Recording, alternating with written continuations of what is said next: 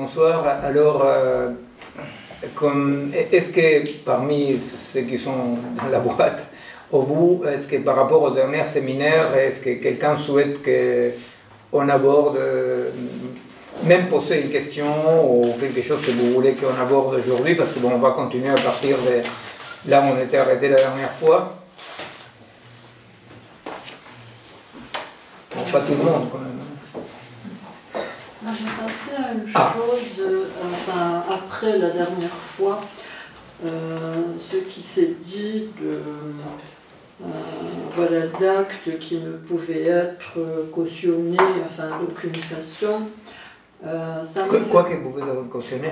Au tout début de la dernière fois, donc il était question, partant de l'actualité, voilà, d'actes qui ne pouvaient être justifiés, enfin qu'on a l'habitude de justifier en tant que moyen par rapport à certaines fins, mais qui disqualifient en tant que telles les fins qu'ils sont censés poursuivre.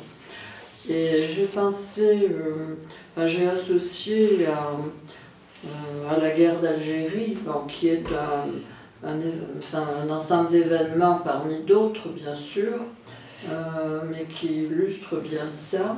Et j'ai pensé à un documentaire qui était passé sur Arte et qui s'appelait Les filles du feu, et où on voyait 3 ou 4 petites mamies prendre le thé sur un balcon, et qui avaient l'air bien innocentes.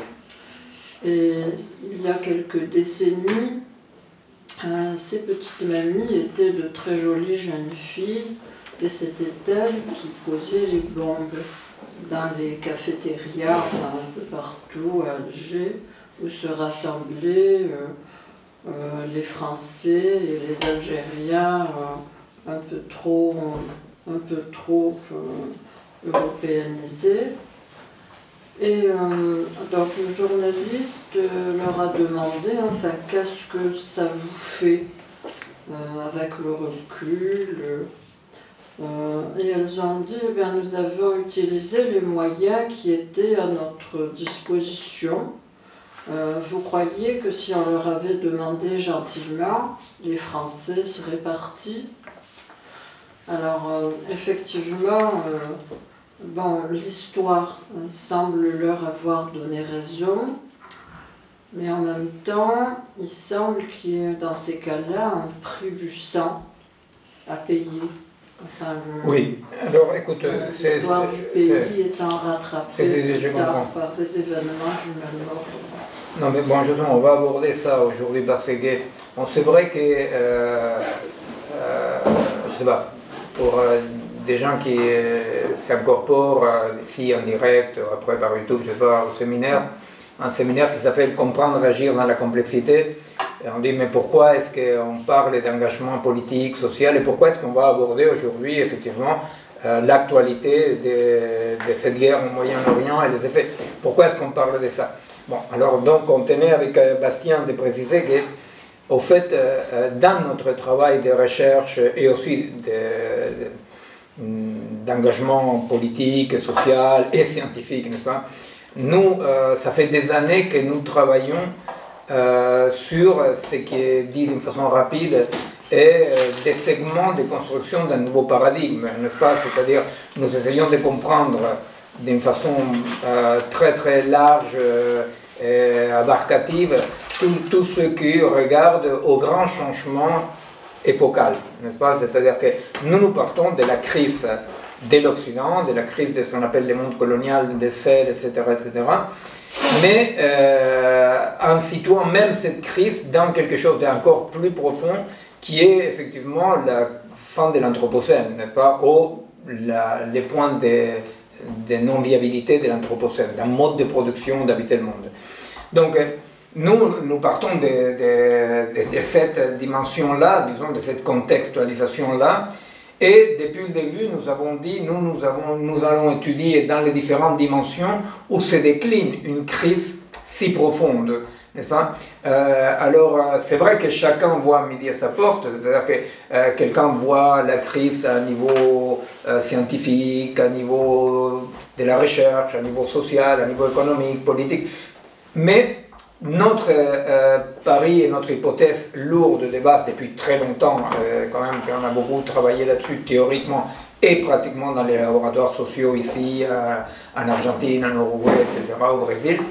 Effectivement, l'hypothèse de base est effectivement l'hypothèse de base est que c'est l'hypothèse de base, c'est que nous sommes en train de vivre une véritable crise globale, que c'est pour ça que nous la situons comme les cadres. On dit bon, c'est l'Anthropocène, c'est un moment dans lequel un mode de production, d'autoproduction du monde, etc., a des conséquences dans toutes les dimensions. Bon.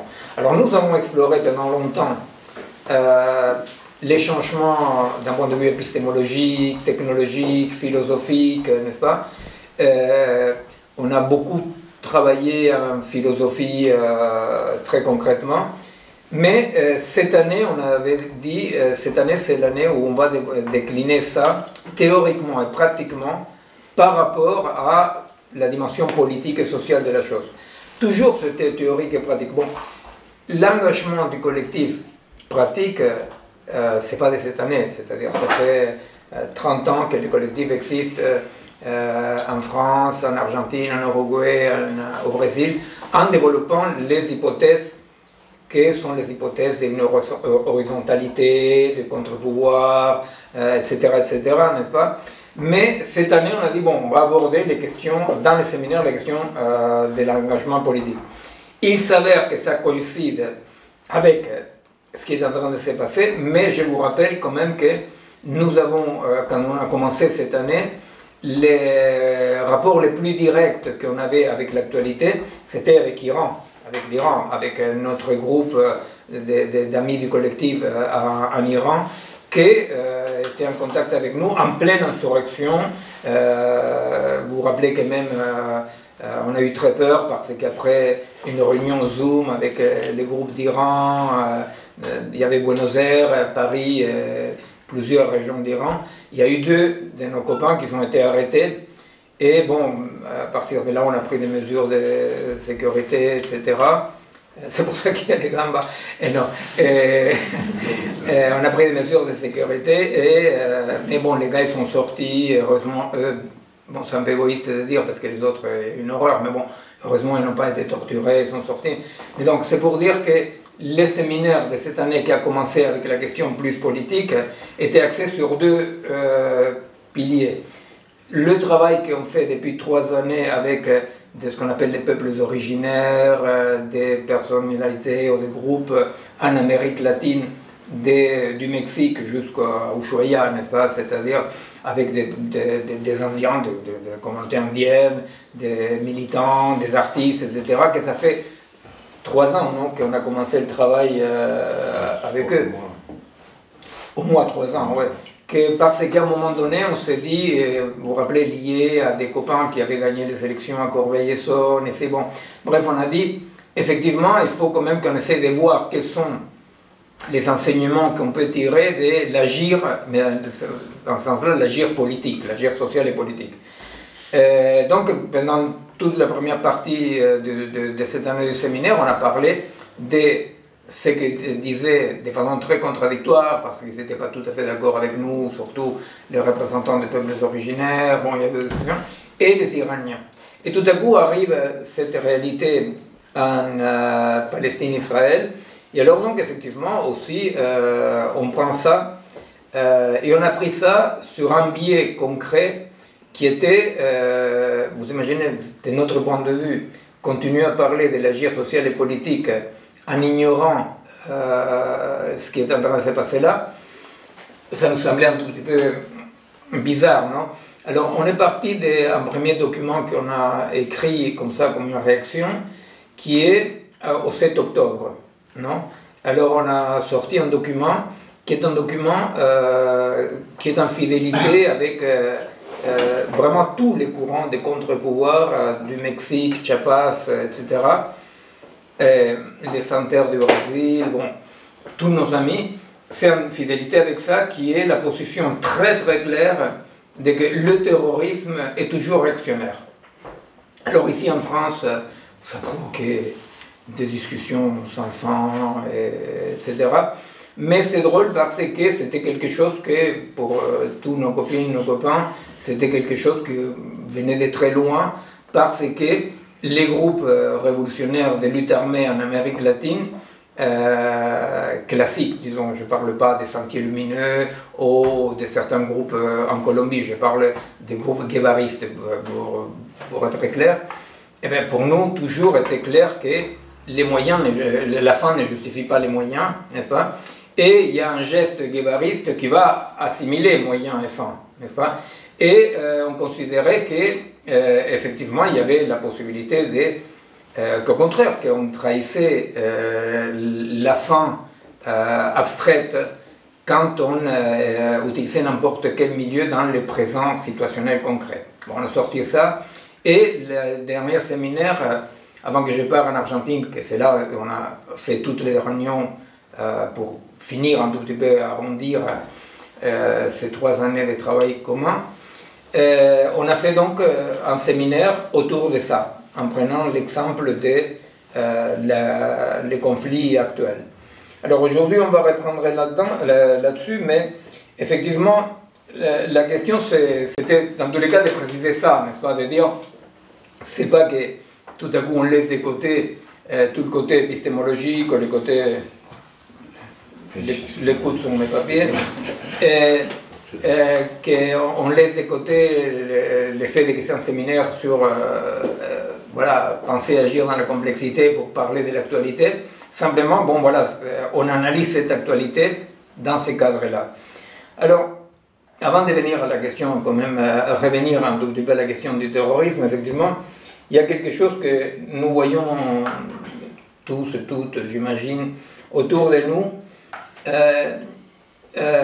On voit bien que les événements ont pris un tournant du premier jour d'une sauvagerie incroyable, n'est-ce pas? C'est-à-dire, à ce qui s'est passé le 7 octobre a correspondu une réponse de Tzahal, de Netanyahou, sans aucune limite, n'est-ce pas? Et en parlant de vengeance, chose que quand même très bizarre pour un État des droits parler de vengeance, parce qu'effectivement la vengeance, si l'État a comme fonction établir un tiers symbolique et justement s'occupe de médier, etc., la vengeance nous installe dans une dualité dans laquelle c'est simplement une question de force. Bon.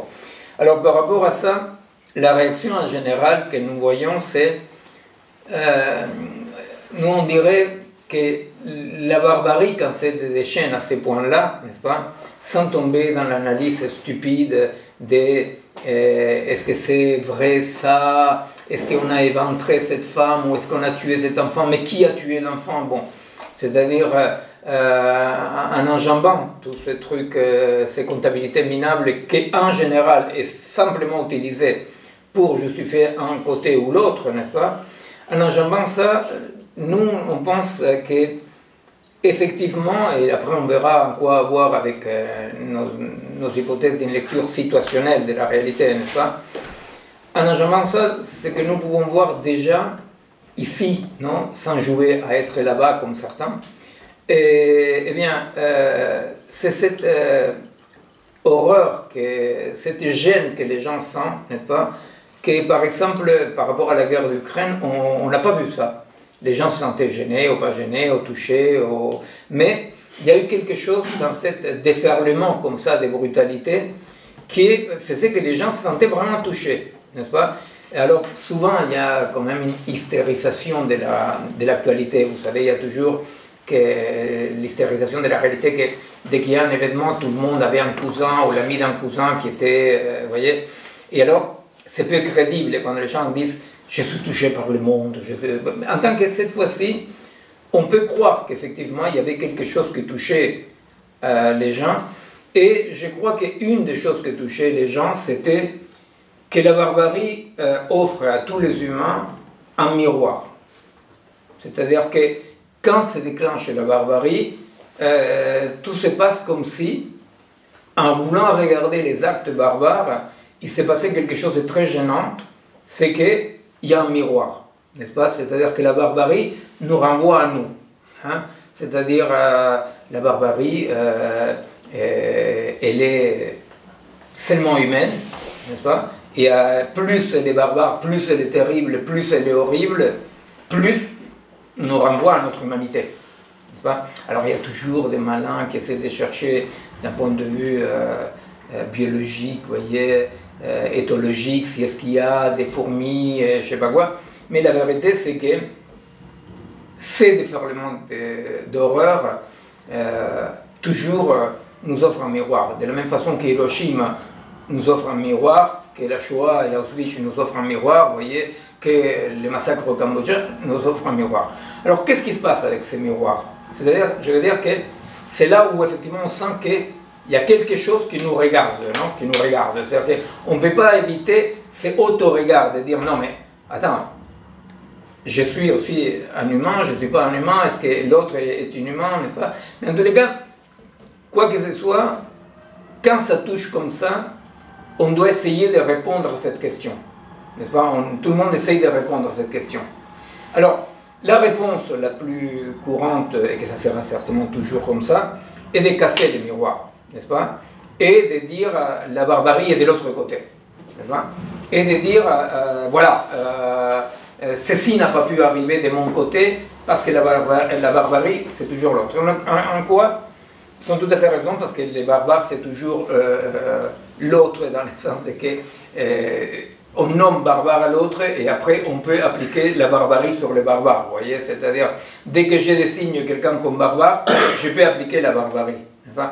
Alors, la réaction générale est celle-ci, la réaction générale de dire qui a vraiment tué des enfants et éventré des femmes? Qui? C'est les autres, n'est-ce pas? Alors, ça a l'avantage de quelque chose qu'en psychiatrie on connaît depuis toujours, qui est le fait que la haine, elle est un anxiolytique parfait, vous voyez, c'est-à-dire si vous haïssez quelqu'un, tout à coup, ça va, le monde s'ordonne, n'est-ce pas? Et c'est la réaction la plus lâche, effectivement, mais la plus bon marché, n'est-ce pas? Avoir quelqu'un à haïr au milieu du chaos, ça fait que pour vous, ça va, il n'y a pas de chaos. Vous savez. Alors, de ce point de vue-là, Théo, justement, me commentait de deux côtés. De deux côtés, il y a mes gens n'ont pas pu faire ça. Alors, les copains qui sont en bas expliquent que ces gens n'ont pas pu faire ça parce qu'ils sont victimes. Alors, la victime ne peut pas commettre la barbarie. Et ceux qui sont simplement 200 mètres plus loin, ici, rue Voltaire, il explique que ces gens-là, ces gens n'ont pas pu faire ça, n'est-ce pas? C'est-à-dire ici, on est dans un endroit que si jamais ça pète, on met un sandwich. Alors, effectivement, chacun explique, je n'ai pas pu faire ça. Et alors, quand Théo m'a dit comme ça tous les arguments qui expliquaient que ça ne pouvait pas être vrai, n'est-ce pas? Ça me rappelle effectivement un pas, toujours pour légitimer l'horreur, la terreur, je sais pas quoi, qui est ces pas-là dans lesquels on doit quand même modifier un peu la réalité. Parce que si la réalité ne coïncide avec notre vision du monde, avec notre théorie, ça nous emmerde.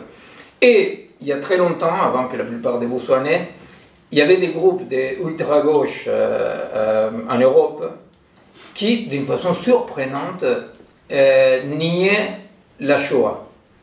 Alors on disait, mais qu'est-ce qu'ils sont à faire avec les nazis qui négationnistes et pourquoi? Eh bien, ils niaient la Shoah parce que le problème, c'est que s'il avait eu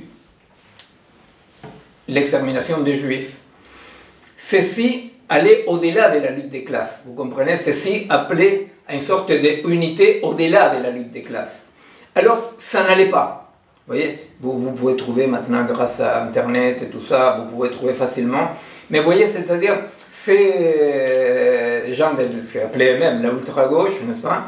Et voilà, ils trouvaient que cette partie-là de la réalité coincée dans leur analyse. Alors, d'une façon tout à fait marxiste, léniniste, en suivant l'ecclésiastisme, Saint Thomas d'Aquin, n'est-ce pas? Il disait, si entre le dogme et la réalité, il y a un désaccord, c'est la réalité qui se trompe. Au moins, Saint Thomas avait la gentillesse de dire les choses clairement, n'est-ce pas? Et il disait, non, ça n'a pas existé. En tant que Saint Thomas, il disait, ça existe, mais bon, la réalité, les couillons s'est trompé. Et, alors, effectivement, on est en plein là-dedans, n'est-ce pas? C'est-à-dire, on est en plein là-dedans, pourquoi? Parce que, à la fois, on ne peut pas nier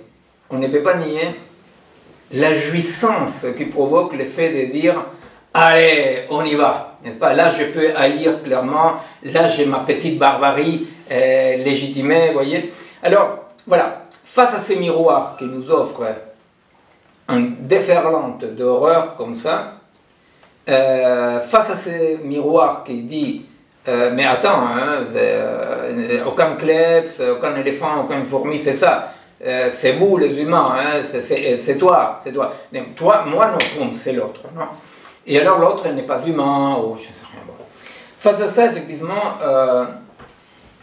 nous, aujourd'hui, on va développer quels sont les éléments, on va continuer à travailler sur ce que sont les éléments de notre... je sais pas, de notre production théorique et pratique. Je vais expliquer un peu, parce que chacun des éléments qu'on développe ici sont des éléments qui viennent tous de la pratique, surtout, c'est vrai, en Amérique latine, mais qui ont beaucoup à voir avec des expériences en Iran, par exemple, ou ailleurs. Bon. Alors, effectivement, nous, on va essayer de voir quelle est l'autre possibilité que casser le miroir, n'est-ce pas, ou garder le miroir, mais alors avec une dépression totale, de dire, bon, mais alors, si c'est moi aussi, alors là, voilà, tout est fini, n'est-ce pas? Et alors, de ce point de vue-là, effectivement, au-delà de toute position manichéenne, non, avec la jouissance que ça comporte, l'idée est de dire, bon, comment nous pouvons penser ce qui se dégage de là, qui est le problème de que pour que bipolarisme existe, non, il faut quand même qu'il y ait deux identités fermées. Hein, qu'il y ait deux identités fermées dans lesquelles l'autre c'est le tout autre, et moi c'est moi, n'est-ce pas? Dans lesquelles toute la multiplicité situationnelle disparaît. Là, c'est le deuxième papier qu'on a fait. Je ne me souviens pas quand c'était. Bon. 16 octobre. Oui, par là, oui. Le deuxième papier qu'on a fait, qu'on a publié, dans lequel, en suivant un tout petit peu ce que les copains zapatistes avaient dit, et en accord avec Raoul Sivec, avec les autres gens comme ça, avec qui l'ont travaillé pendant ces années, non? Nous, on a dit, face à ces chaos, il faut quand même dire qu'il y a un regard qui est toujours laissé de côté parce que la patrie est en danger, parce que maintenant il y a une unité, que c'est ce qu'on appelait le regard de los de abajo, non? Pour reprendre les mots en espagnol, non? Comme on l'a mis, bon, c'est d'en bas, non? Et c'est ça qu'on va essayer de développer aujourd'hui. Ce qu'on va essayer de développer aujourd'hui, c'est cette lecture et ces modes d'engagement qui essaient justement, d'une part, de considérer que, oui, que c'est vrai que la barbarie, un certain niveau de terreur, c'est le propre des humains, qu'effectivement, il y a des niveaux de macro-processus par rapport auxquels les humains se trouvent comme des feuilles dans la tempête, n'est-ce pas? Alors, par rapport à ça, vous vous rappelez, ou vous vous rappelez pas, si vous n'étiez pas là, mais bon, enfin, dans tous les cas, en suivant le travail de cette année déjà et de l'année dernière, vous vous rappelez ce que nous on disait en citant Rodolfo Kusch. Il mettait une différence particulière. Rodolfo Kusch, c'est je ne sais pas, parce que je vois des têtes nouvelles, mais bon, enfin, à la fois, je ne sais pas non plus qui on regarde de l'autre côté. On a rappel en deux mots, quoi. Oui, rappel en deux mots. Alors, Rodolfo Kusch, c'est... hein? Quoi? Non, c'est bon. Mais j'ai dit Rodolfo Kusch, c'est deux mots. C'est bon, voilà. C'était ça. Voilà. Donc maintenant c'est clair. Non, je vais dire un peu plus que 2 mots. Alors, Rodolfo Busch, c'est lui qui est à l'origine de la pensée décoloniale en Amérique latine, qui en années 62 en Argentine, il a lancé ce qu'il appelait la philosophie de la libération. Et il va dire, il va avoir une lecture tout à fait différente. C'était un mec qui n'était pas du tout de notre bord, c'était un péroniste de droite, non, qui ne nous aimait pas du tout. Bon, on n'avait pas tellement de contacts, bref. Mais aux années 62, le mec il va proposer une lecture du monde, mais vraiment tout à fait différente de ce que jusque-là se faisait. Non, il va dire, au fait, nous sommes dans une division, il va dire, entre le monde colonial, qu'il va appeler le monde del ser, le monde de l'être, qui est le monde de l'Occident, de l'ingénieur, etc., n'est-ce pas? C'est lui qui a un problème, une solution, de la linéarité, celui du cartésianisme, devenir maître et possesseur de la nature. Il va dire, il y a ce monde-là qui, de par sa puissance technologique et militaire, a colonisé l'ensemble du monde. Il y a les autres mondes, mais tous ces autres mondes ont une caractéristique en commun. Une, c'est ne pas être celui-là. Et 2, qu'aucune de ces autres cultures, aussi diverses soient-elles, parce que vous imaginez, entre la sophistication de l'Égypte, de la Chine, ou des Mayas, et les nomades Pampa, vous voyez, qu'est-ce qu'il y a en commun? Il va dire, ce qu'il y a en commun, c'est qu'aucune de ces cosmovisions jamais à se poser comme sujet par rapport au monde objet. Vous voyez que la extériorité, la extraction de l'homme, qui est la création de l'homme à la fois, c'est la construction du concept d'homme, non? Et aucun a séparé une partie de l'humanité parce qu'on séparait l'espèce humaine du contexte, c'est une chirurgie un peu bizarre, vous voyez, d'un point de vue biologique, peu importe. Les seuls qui ont séparé ça et ont dit, ce sujet-là doit conquérir la nature et doit devenir maître et possesseur, etc., c'est le monde del ser. Tous les autres, si différents soient-ils, ils les ont appelés le monde del estar siendo. Non, del estar siendo. Estar siendo, je ne sais pas si c'est compréhensible ou pas, ça veut dire être là. On peut être là. C'est-à-dire d'être là, dans lequel c'est pas qu'il n'y a pas, c'est pas qu'il n'y a pas de changements, c'est pas qu'il n'y a pas d'innovation, etc. Mais dans tous les cas, ces innovations, ces changements, ces découvertes, etc., ne sont pas pensées dans le sens d'une domination. C'est compréhensible. Par exemple, toutes les... Parce que là, ça fait beaucoup plus que 2 mots déjà. Alors, un dernier exemple... Il faut toujours répéter pour que ça rentre dans notre tête. Oui, je répète. Le problème, c'est que ça m'ennuie. C'est moi qui s'ennuie. Ça n'a pas l'air. Mais, non, alors, par exemple, pour comprendre tous les colons, tous les colonisateurs occidentaux, etc., ils sont très contents parce qu'ils disent, bon, vous savez, avant la modernité occidentale, les êtres humains répétaient toujours les mêmes gestes, ils se soumettaient à la nature, par contre, nous, on...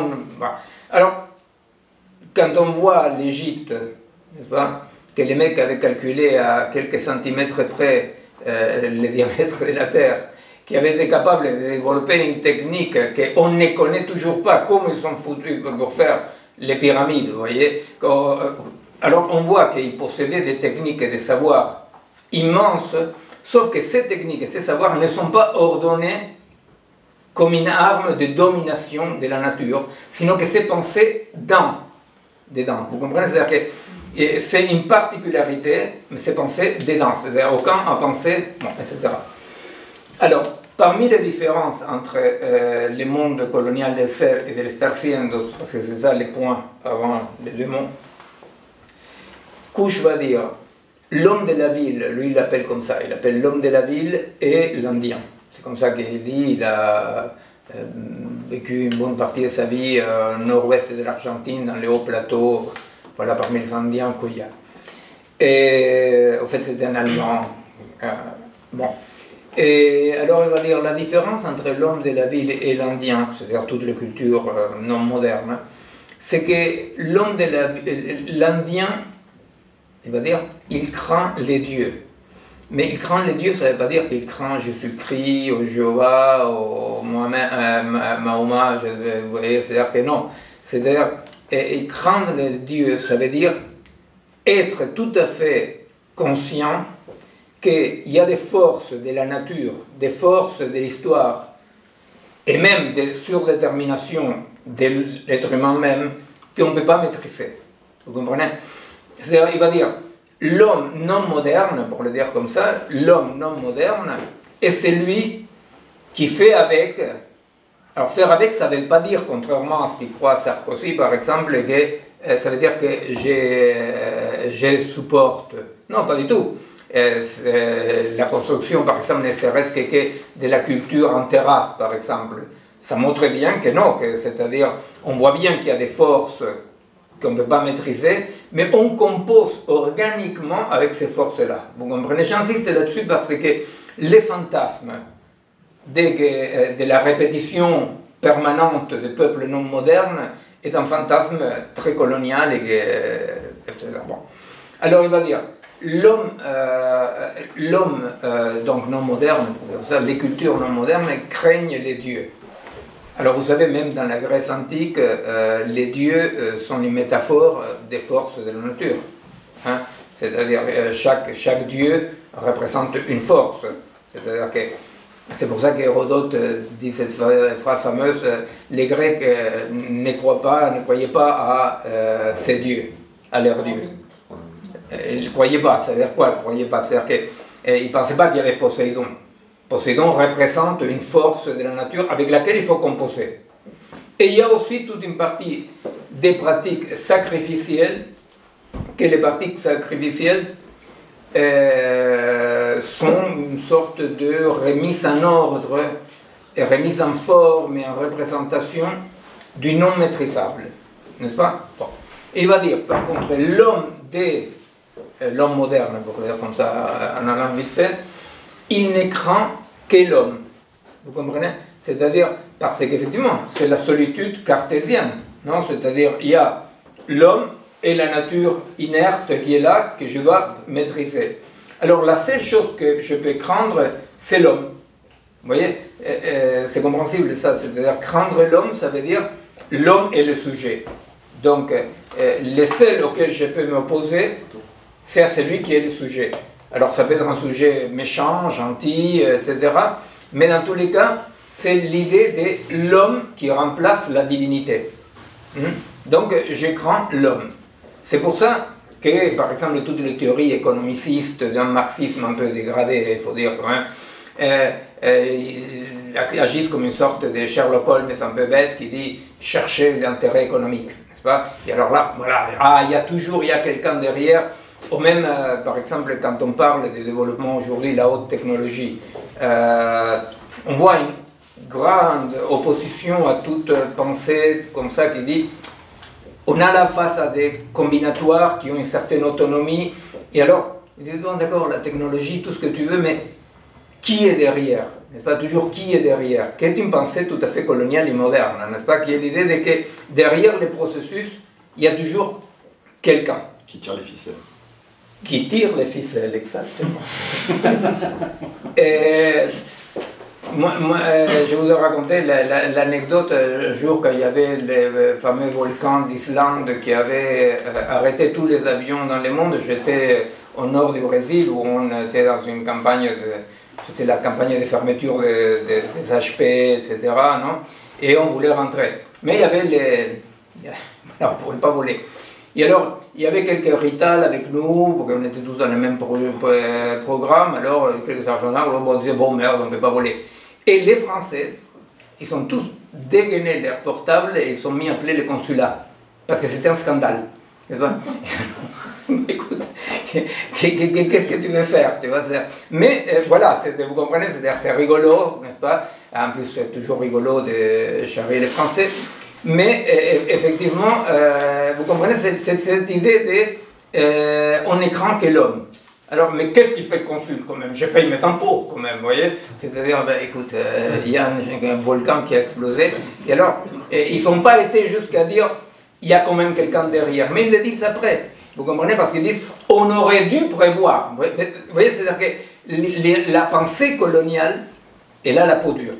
En fait, la pensée coloniale a la peau dure, et je vous dirais que même c'est très peu marxiste jusqu'à un certain point, non? Parce que Marx étudie les processus comme des processus matériels, bon, c'est juste un petit parenthèse, mais cette pensée coloniale est une pensée dans laquelle, comme dans les miroirs cassés, non? On dit, mais où est le méchant? Non, où est le méchant? Et alors, ce que nous disons, c'est qu'effectivement, ce qui nous arrive aux Occidentaux et aux Occidentalisés, c'est que tout à coup, on est rentré dans une période historique dans laquelle, effectivement, d'une part, on constate que l'homme n'est ni maître, ni possesseur, ni rien du tout, sinon que, bon, il est plutôt pas mal ballotté, mais on n'a aucune expérience ni capacité de cohabiter avec, l'entre guillemets, les dieux, c'est-à-dire les macroprocessus. Vous comprenez? C'est ce qu'on appellerait les dieux, sont tous les macroprocessus qui nous poussent d'un bout à l'autre, n'est-ce pas, qui nous poussent comme une feuille dans la tempête, et par rapport auxquels nous ne pouvons plus dire mais qui est derrière, n'est-ce pas, mais par rapport auxquels on n'a aucun type de pratique ni culturelle, ni sociale, ni individuelle pour cohabiter avec les dieux. Eh bien, la guerre, nous l'avons présentée l'année dernière, n'est-ce pas? Nous avons présenté la guerre en évoquant les travaux de Ferdinand Braudel, n'est-ce pas? Ferdinand Braudel qui est un des grands de ce qu'on appelait l'école des annales en France, n'est-ce pas? Et qui va proposer dans cette mouvance de déconstruction de la modernité, la même mouvance qui fait que Foucault dit l'homme est mort, n'est-ce pas? C'est-à-dire, les gens étaient quand même, quel homme est mort? L'homme est mort, bon, voilà. Alors, c'était un tout petit peu histrionique comme énoncé, mais ça voulait dire que cette figure construite par l'Occident cartésien, etc., de l'homme, était finie, c'est-à-dire qu'elle n'existait plus. Bon. Braudel, d'une façon moins histrionique, il va directement proposer d'autres agents des processus. Vous voyez, Braudel, c'est pas l'homme l'agent des processus, c'est pas l'être humain l'agent des processus. Il y a un autre agent des processus que nous, avec Bastien, on ne voulait pas dire d'autres sujets parce que sujet est quand même trop compromis déjà dans la vérité moderne. Alors on l'appelait les figures, hein, on appelait ça les figures de l'agir dans un bouquin avec Bastien.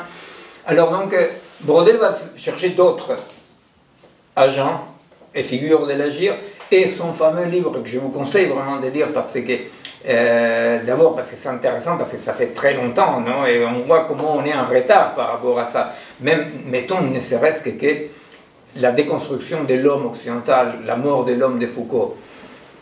Tout le monde a parlé de la mort de l'homme, mais les conséquences, peu de gens les tirent, non? Parce qu'on continue à chercher, oui, mais qui est derrière? Qui est derrière? Alors Foucault, il explique clairement, ce sont des stratégies sans stratège, avec des gens qui bénéficient, avec des stratèges, mais qui sont dans la stratégie, vous comprenez? C'est-à-dire que les stratèges, ils sont dans la stratégie. La stratégie, là, normalement, comme un processus qui englobe, n'est-ce pas? Y compris les stratèges, y compris les gens qui en bénéficient. Bon. Alors Braudel, qu'est-ce qu'il va proposer? Il va proposer la Méditerranée, je vous conseille de lire la Méditerranée. Il va prendre comme sujet, pour dire comme ça entre guillemets, la Méditerranée. Il va dire, la Méditerranée, de par sa géographie, sa météo, sa démographie, ses fleuves, ses animaux, etc., détermine des processus qui, de temps en temps, cycliquement, par exemple, déclenchent des guerres. Vous comprenez? C'est-à-dire la guerre comme un macro-processus qui englobe aussi les humains. Et comme se passe dans la psychanalyse bête et quotidienne, les gens n'arrêtent pas de dire j'ai décidé de faire quelque chose qu'ils ne pouvaient pas ne pas faire. C'est-à-dire, il y a toujours ce geste narcissique de dire j'ai décidé, n'est-ce pas? Mais à vrai dire, j'ai décidé, ça veut dire oulala, qu'est-ce que je suis en train de faire, non? Alors, de ce point de vue-là, effectivement, pour nous, il est très important d'analyser ces macro-processus parce que si nous voulons comprendre un agir actuel, un agir qui soit à la hauteur de la crise que nous vivons, à la hauteur des grands changements culturels, scientifiques, etc., eh bien, pour nous, il n'y a pas un au-delà de cet horizon qui est l'horizon situationnel duquel nous allons parler aujourd'hui. Alors, la question c'est comment nous pouvons comprendre les macro-processus, comment nous pouvons comprendre les macro-processus, nous, que nous, malgré tout, nous continuons à être tout à fait piégés dans l'illusion d'être des individus, n'est-ce pas? L'autre jour, avec Jérôme, rappelait un truc que c'est très important parce que justement dans toutes les réunions qu'il y a eu en Argentine, en Uruguay pendant les derniers mois, on a beaucoup développé ça, n'est-ce pas? Cette idée, cet exemple de l'illusion de l'individu comme une illusion, non? Et on prenait comme exemple celui que j'avais donné avant de finir la dernière fois, l'exemple de ce qui s'est arrivé en Argentine à l'époque de 2001, des insurrections dans lesquelles tout le pays était en insurrection. On a renversé 4 ou 5 gouvernements, 6 gouvernements dans un mois, n'est-ce pas? C'est-à-dire, il y a eu, il y a eu une insurrection permanente, il y a eu 6 gouvernements qui sont tombés, et les gens sont sortis faire face à la répression, voilà, etc. Et alors, comme conséquence de ça, ce que je racontais la dernière fois, une des conséquences de ça, c'est que par exemple à Buenos Aires, dans lequel il n'y avait pas l'expérience des terres occupées qui durait depuis 30 ans, ni des paysans sans terre, ni etc., ni des usines en autogestion, à Buenos Aires, la Grande Babylone, ils ont fleuri partout des petites assemblées de quartiers, mais partout. Et ces assemblées avaient un côté magnifique, et à la fois on sentait que là, on était en train de louper le coup, qu'il y avait quelque chose qui ne fonctionnait pas, n'est-ce pas? Et sur le coup, on avait beaucoup du mal à voir qu'est-ce qui ne fonctionnait pas. Et les assemblées des quartiers, contrairement aux terres occupées, aux usines en autogestion, indépendamment de toutes les expériences plutôt périurbaines directement dans les camps, dans les champs, non? Dans la Babylone, ces expériences assembléistes se sont réabsorbées par elles-mêmes. Et nous, on a pris un temps pour comprendre qu'est-ce qui n'avait pas marché, parce qu'apparemment, justement, tout se passait comme si ce développement d'une puissance horizontale qui venait de Chiapas jusqu'à Ushuaia, n'est-ce pas, dans lequel les gens prenaient les terres, les gens développaient de nouveaux modes de vie, de gestion, des propriétés, comme si tous ces mouvements qui existaient, ça faisait au moins 20 ans que ça existait ça, et quand finalement arrive aux grandes villes, il y a quelque chose qui fleurit comme ça et poum, ça se réabsorbe en très peu de temps. On a pris longtemps à comprendre et l'explication que nous avons trouvée, c'est qu'effectivement, ces personnes qui se réunissaient dans les grands squares, qui se réunissaient dans les coins de rue, qui faisaient des assemblées, etc., ils avaient oublié quelque chose, on n'avait pas réfléchi à quelque chose, nous non plus, hein, de que l'individu, ce n'est pas les personnes, n'est-ce pas, avec 2 pattes, 2 bras, qui descendent et peuvent discuter, n'est-ce pas? Quel individu était les murs, les immeubles, les métros, des modes de circulation, vous comprenez, des modes de propriété. C'est-à-dire que l'individu est effectivement un dispositif de pouvoir que l'individualisme fait croire que c'est un décor, non, pour que des individus se développent, se déplacent. Et effectivement, nous avons dit, bon, effectivement, ce qu'on n'avait pas pigé à l'époque, c'est que une chose c'est que des personnes, des vaches et des lamas se réunissent dans un village indien et décident des choses, n'est-ce pas? Et autre chose, c'est ces énormes Babylones qui déterminent un mode de circulation des pensées, des propriétés, des désirs, n'est-ce pas? Qui déterminent et que ce qui était dans les coins de rue plein de bonne volonté était la partie congrue de l'individu. C'était la partie congrue de l'individu. Donc c'est de là qu'on avait sorti dans les murs de Buenos Aires, de Montevideo, de partout, la consigne qui était il ne faut pas libérer l'individu du pouvoir, il faut nous libérer du pouvoir de l'individu. Hein? Bon. Alors donc notre question c'est quel est le rapport entre les macro-processus, n'est-ce pas? Quel est le rapport entre les macro-processus et les situations concrètes? Hein? Je ne sais pas si s'il y a des questions. Non. Wunder. Oui, j'en ai beaucoup. Non, pose une ou deux. Non, juste une. Non, est-ce que c'est pas lié à Et Jérôme.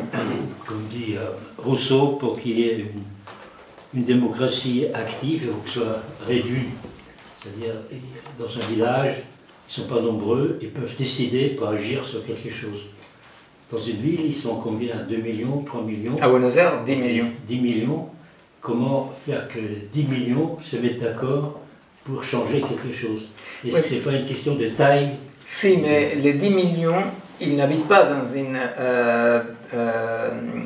aldea, ils n'habitent pas dans un petit village, tu comprends? C'est-à-dire que les 10 millions, pour que 10 millions habitent ensemble, il y a toute une inertie urbanistique, des circulations, des transports en commun, tu comprends? C'est-à-dire que les 10 millions n'habitent pas ensemble juste par un instinct grégaire, tu vois? Là, il y a quelque chose qui s'agit d'une autre chose, tu vois? C'est-à-dire que les humains qui habitent, qui sont nés, qui habitent dans la culture urbaine, etc., ces humains-là, ils sont en tant qu'humains hybridés avec la matérialité même de leur mode d'existence. Tu vois? C'est ce que ton compatriote Marx dit quand il dit dans la production sociale de son existence, l'homme se produit lui-même. C'est-à-dire qu'il n'y a pas l'homme et l'outil. Tu vois, il y a une hybridation permanente, n'est-ce pas? Et cette illusion-là, elle continue. L'illusion de que l'individu peut exister séparé. Est-ce que c'est pas ce que tu appelles, en dehors de la première chose, que c'est des communautés réduites, un livre, question de taille, c'est que ce que tu appelles, ou que moi j'appelle, t'interprétant la robotisation, c'est-à-dire l'homme de ville n'est pas le même, il ne comprend rien à la nature, il est déjà robotisé, il fonctionne, il n'existe pas. Et qu'à la campagne, peut-être... L'homme de ville, tout appelle aux citadins, tu vois, des grands Babylone, un pur fonctionnement. Tu vois, c'est pour ça que, par exemple, en sautant un tout petit peu, quand tu vois, ce qui nous pose problème en tant que chercheurs, là, non? Ce qui nous pose problème, c'est qu'un mot Mansourich, il a les mêmes interfaces avec le monde qu'un Indien des hauts plateaux. Tu vois? C'est-à-dire, tu dis, où est le problème? Eh bien, le problème est surtout pour l'Indien de haut plateau. Pourquoi? Parce que pour les Suisses, qui est capturé par son cacaphone, tu vois, et qu'il est tout le temps en train de bibi, bien que mal, ce que l'algorithme fait, c'est un saut dans son devenir transparent et fonctionnant. Tu vois? C'est-à-dire que l'homme de la ville est quelqu'un qui est déjà tout à fait attrapé dans un fonctionnement, qui est poussé vers le fonctionnement, qui désire la sécurité, style Hobbes, non? C'est-à-dire qui désire la sécurité et la liberté n'a rien à foutre parce qu'il veut la sécurité, etc., etc. Donc c'est vrai que même dans le saut qualitatif de l'algorithmisation de la vie, tu vois, c'est pas pareil pour un citadin d'atrophier ses noyaux sous-corticaux parce qu'il utilise un GPS. Tu vois? D'accord? Prenons cet exemple, l'expérience fameuse qu'on a fait il y a 20 ans. Tu vois? De comment les GPS, l'utilisation des GPS atrophie les noyaux sous-corticaux. Bon, prends cette expérience concrètement. Si toi tu es en Suisse, tu vois, et je dis Suisse parce qu'en Suisse en plus on ne fait pas de bruit, ça me semble encore plus civilisé. Et si tu es en Suisse, et tout à coup tu te rends compte au bout d'un an et demi, 2 ans, tu vois, je crois que c'était la moyenne pour avoir les noyaux sous-corticaux qui cartographient les temps et l'espace atrophiés. Tu vois, dans notre expérience, après il y a eu des dizaines d'expériences dans cela, bon, ok. Toi tu es en Suisse, à Zurich, tu vois, et à force d'utiliser, de déléguer tes fonctions vers l'appareil, ton cerveau il est un tout petit peu ramolli, mais si tu veux aller de Pepe Strasse à Toto Strasse, tout est indiqué. Tu as le métro qui va de Strasse à Strasse. Bon, voilà. Si toi tu es Pedro et tu es à 4000 mètres, tu vois, dans la cordillère, tu vois, avec un lama qui te suit, 2 chiens, tu vois, et tout à coup, tu as tes noyaux sous-corticaux, mais tu es dans la mer de Noir, tu vois. C'est-à-dire... Est-ce que c'est pas aussi, je pense que toi tu appelles, parce que je t'ai traduit de ma langue, tu vois. En allemand? Non, vu que mon prénom, chacun parle sa langue. Oui. Non, ce que l'homme de la ville est de plus en plus appareillé. Bien sûr. C'est-à-dire s'il de plus en plus hybridé, de plus en plus colonisé. Immédiat avec si. la réalité. Non, mais c'était parce que ça, c'est quelque chose, nous, quand nous avons travaillé. Dans une bulle. Bien sûr. Oui, si tu veux, là, c'est une parenthèse, je vais dire 2 mots simplement. Mais c'est une parenthèse, mais effectivement, si tu veux, si nous parlons de colonisation digitale, algorithmique, tu vois, bon, nous, d'un point de vue neurophysiologique, on peut très facilement voir, si tu veux, quel est l'effet du rapport avec les portables. C'est-à-dire que c'est un rapport d'encapsulement. Ça t'encapsule. Tu vois, c'est-à-dire que toutes les voies afférentes, perceptives, sont capturées par les portables. Tu vois. Bon. Alors, simplement, si tu veux, nous, d'abord, tu vois, à un niveau de la recherche neurophysiologique, on est très enthousiaste, on se dit, merde, là on voit que comment ça encapsule, on voit la différence avec une musique, même la différence avec la fameuse mal aimée télé, tu vois, comment il y a un encapsulement. Et l'encapsulement, tu peux le voir parce que c'est un encapsulement des voies afférentes, qui sont, poum, toutes liées, voilà. C'est pourquoi, tu vois, c'est-à-dire, toi tu es en train de, bon, par exemple, toi tu es avec Gertrudis, par exemple, non? À Gertrudis, à Francfort, par exemple, avec une Allemande qui s'appelle Gertrudis. Moi je suis autrichien.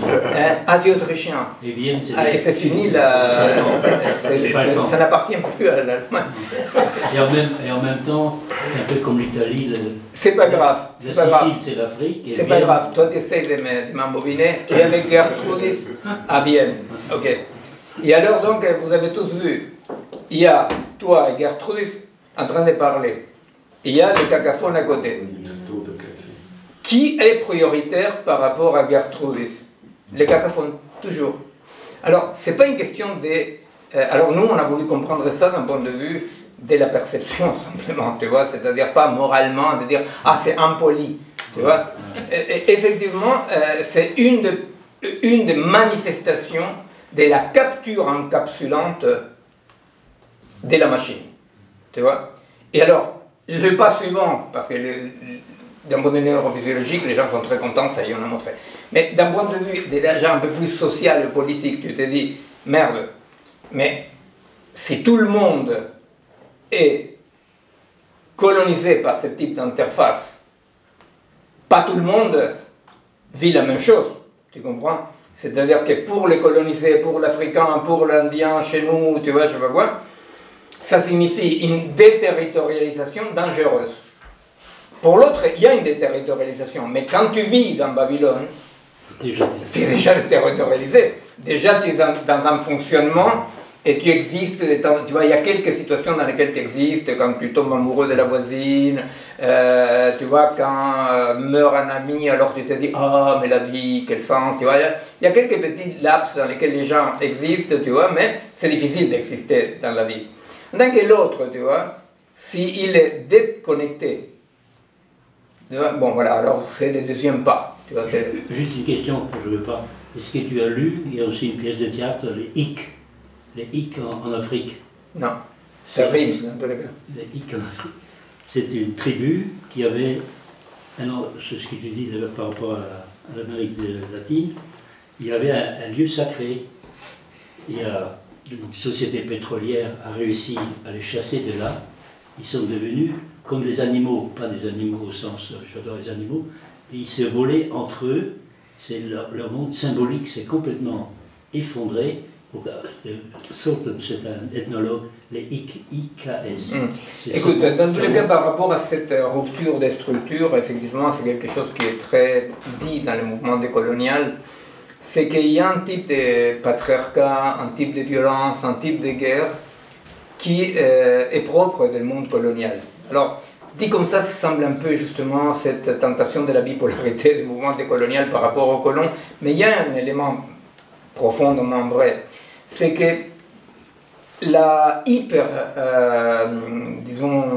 surveillance, la hyperdiscipline de l'homme fonctionnant, quand ça explose, provoque une violence sans limite.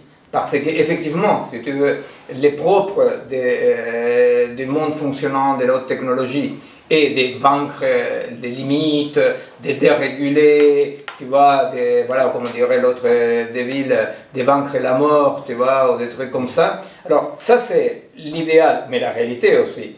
Ce qui fait que, moi je pense que c'est vrai, ce qui est dit en général par certaines personnes dans le monde décolonial, mais pas d'un point de vue moral, mais c'est vrai que plus un être humain et une société habitent des modes fonctionnants, déstructurés, tu vois, déterritorialisés, plus les amène tout à coup, quand ils pètent les plombs, tu vois, bon, voilà, sinon d'une façon plus soft, c'est le mal-être total, tu vois, la fatigue, la dépression, tu vois, il y a quelque chose d'un malaise qui se manifeste de par la non-viabilité d'un tout panoptique.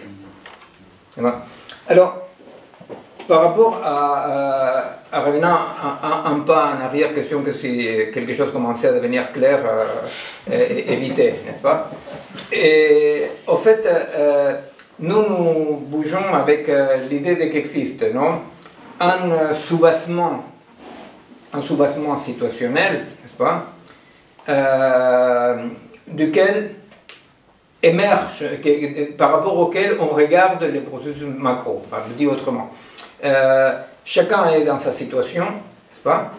Et alors on dit, bon, voilà, nous vivons notre quotidien, on est à la campagne, à la mer, peu importe à la ville, on fait ce qu'on fait, et tout à coup arrivent des éléments macro qu'on ne peut pas maîtriser, et qui apparemment nous obligerait à nous placer d'un côté ou de l'autre. C'est-à-dire, là en parlant de la guerre, par exemple, non? C'est-à-dire que tout à coup arrivent des éléments macro que personne, comme la chanson Le Sud, non? On n'aime pas ça, non? De la guerre, mais on n'y peut rien. Il y a une chanson, les plus jeunes peut-être ne connaissent pas, mais une chanson très belle qui dit ça, tu vois, la guerre va arriver, on n'aime pas ça, mais on ne sait pas quoi faire. Alors, quand arrive la guerre, il y a quelque chose que dans cette distribution, dans ce dispositif dans lequel il y a ce qui existe concrètement et matériellement dans chaque situation. N'est-ce pas, des corps, parmi les corps, les situations dans lesquelles nous habitons et qui nous constituent. L'idée systématiquement par rapport au phénomène macro, c'est que quand il arrive le phénomène macro, toute la situation doit soit disparaître, soit s'ordonner par rapport à cet élément-là. Alors, quels sont les éléments micro, les éléments qui constituent une situation? Sont les êtres humains, mais mettons même chez chacun de nous, non, pour parler un tout petit peu d'identité, que c'est ce qu'on va appeler, on va dire la France est en danger, la patrie est en danger. Vous savez, en Argentine, pendant la dictature, il y a eu 2 fois dans lesquelles l'agent militaire était en danger. Et alors la première, ils ont joué au football, et alors ils ont gagné à la baballe. Et alors tous les Argentins, même ceux qui étaient avec moi en tôle, ils étaient très contents. Et 3 ans après, la contestation était énorme. Non, et alors ils ont dit, il y a 2 îles de merde qui s'appellent les Malouines. Ils ont dit, les Malouines sont argentines. Et, pour surprise de tout le monde, tous les conflits, la multiplicité situationnelle, les affrontements contre la dictature, n'est-ce pas, contre la bureaucratie fasciste, entre les différents... Tout à coup, toute cette multiplicité, de façon magique, on a dit, les Malouines sont argentines, n'est-ce pas? On va récupérer les Malouines.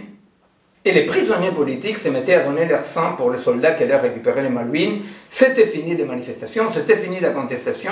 Des camarades de mon organisation, ils ont dit c'est l'heure de la connerie, on ne dit pas comme ça, mais bon, c'était ça. Et donc la patrie.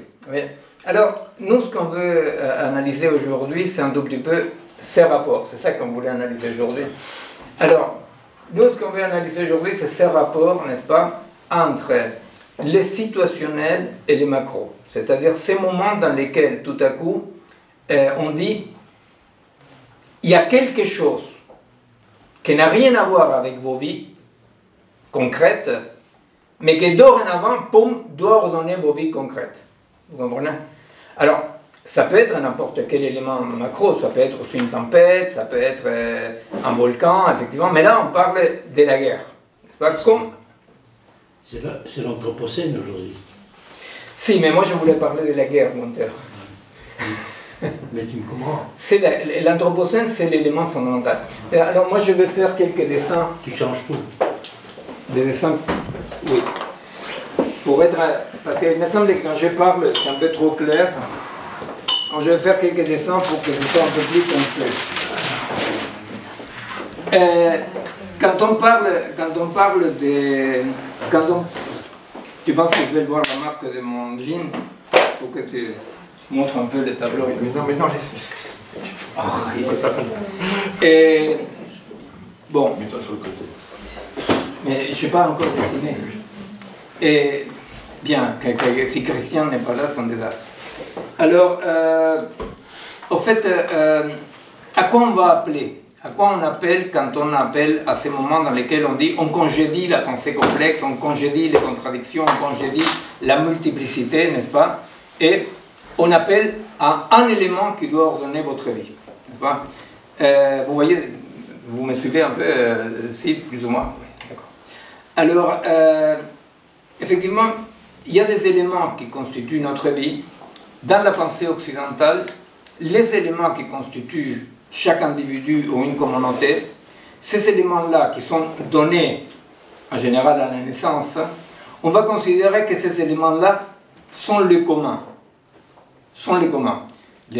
Pour être plus clair que ça, c'est l'effet, l'invention occidentale de l'humanité, de l'humanisme. N'est-ce pas? C'est-à-dire, nous appartenons tous à l'humanité. Vous savez que ça, c'était quand même une grosse discussion pour savoir si les Indiens étaient des humains ou pas, si les femmes avaient une âme ou pas, n'est-ce pas? Et à partir d'un certain moment, dans la fameuse controverse de Valladolid, on dit ils sont tous humains, mais à l'humanité inaccomplie. Pas tous, ils sont le même niveau d'accomplissement de l'humanité, mais ils sont tous humains. Et alors, c'est là où va naître quelque chose qui pour nous est important pour essayer d'accomplir ces déplacements de la vision bipolaire de quel côté de la barbarie je me mets, n'est-ce pas? Un élément est qu'effectivement, quand on dit mais tu es quoi? Ah ben je suis un humain, n'est-ce pas? Alors je suis un humain. Cette idée quand même de qu'il y a un élément donné de naissance qui constituerait ce que nous avons en commun avec les autres. C'est compréhensible, c'est-à-dire par exemple dire je suis argentin. Alors voilà. Alors 24 heures avant que les assassins militaires disent les Malouines, ça voulait rien dire être argentin. Vous voyez, c'est-à-dire il y avait les Argentins qui ont été du bon côté de la torture, c'est-à-dire être torturés, non, parce que c'est ça le bon côté de la torture quand même. Et il y avait les militaires il y avait les mères des places des Mai, il y avait les femmes paysannes qui luttaient. Vous savez, en Argentine, le protagonisme des femmes était très très important dans la chute de la dictature. Bon. Alors, il y avait un bordel total, n'est-ce pas? Et alors, tout à coup, ce bordel total, nous le représentons comme un ensemble, non? Un ensemble des vecteurs. Des vecteurs. Vous avez les vecteurs, ce sont des éléments. On va dire que les vecteurs, ce sont des éléments objectifs et matériels qui existent dans la situation. Bon. Alors, il y a du déchet. Et alors, effectivement, on dit, tous ces vecteurs-là sont en pleine conflictualité entre eux, et dans toute situation, nous allons nommer ça une situation. Nous allons nommer ça une situation. Une situation est donnée par quoi? Par un ensemble de vecteurs réels, existants, qui par leur interaction dynamique font émerger une résultante. Je ne vais pas vous faire les parallélogrammes des forces, etc., même intuitivement, parce que sinon on ne finit jamais, mais intuitivement, vous voyez un tout petit peu que ça veut dire résultante, quand même, non? Et ce qui se rappelle des physiques mécaniques, voilà, première, même pas terminale, se rappelle des parallélogrammes des forces. Vous vous rappelez qu'entre des vecteurs différents, il va émerger une résultante. Quelle est la différence entre la résultante et les vecteurs existants? C'est que la résultante n'est pas une force matérielle autonome. Vous comprenez? La résultante d'un système de forces existe seulement dans chacun des vecteurs, se manifeste seulement dans chacun des vecteurs. Vous comprenez? La résultante n'a pas une existence extérieure. La résultante existe dans chacun des vecteurs. Et c'est ce qu'en philosophie, Spinoza, Leibniz, etc., vont de façon différente dire que les tout n'existe que dans chaque partie. Vous comprenez? Il n'y a pas un tout qui totalise, parce que la résultante n'est pas la somme des parties.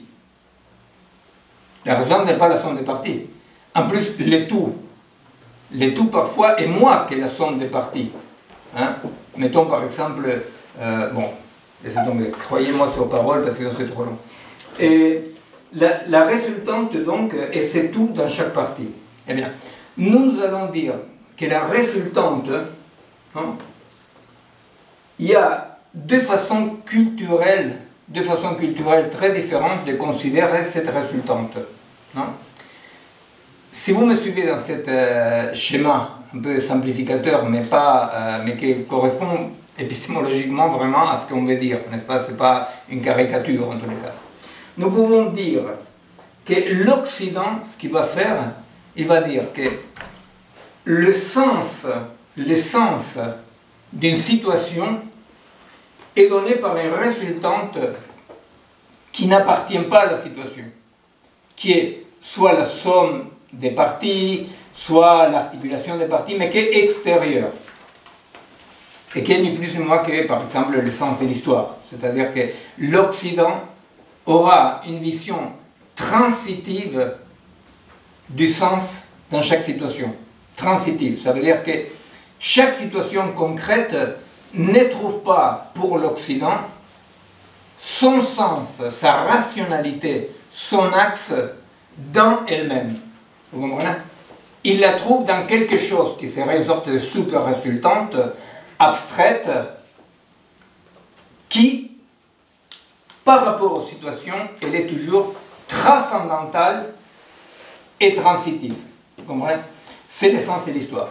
C'est-à-dire que dans le hegeliano-marxisme ou même dans le positivisme de Comte, progressiste, etc., systématiquement on va dire que chaque situation n'est pas autre chose qu'un un pas vers le sens qui est toujours extérieur à la situation.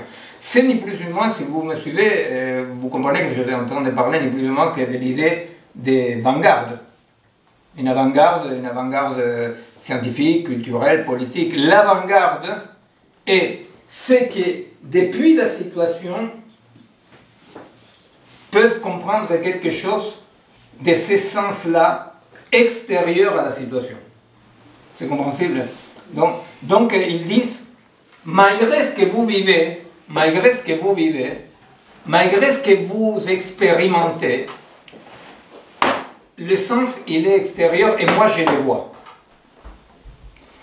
L'éclatement du monde des cerfs a laissé tout à coup la place à cet autre point de vue, qui est un point de vue qui même en Occident existait. Des auteurs comme Spinoza, plus anciennement toute la tradition néoplatonicienne, Leibniz, n'est-ce pas? C'est-à-dire qu'existait cette critique à une totalité totalisante. Cette idée de que la totalité se détotalise en permanence. N'est-ce pas? Que la totalité n'existe pas, dans tous les cas, en dehors. Ouais.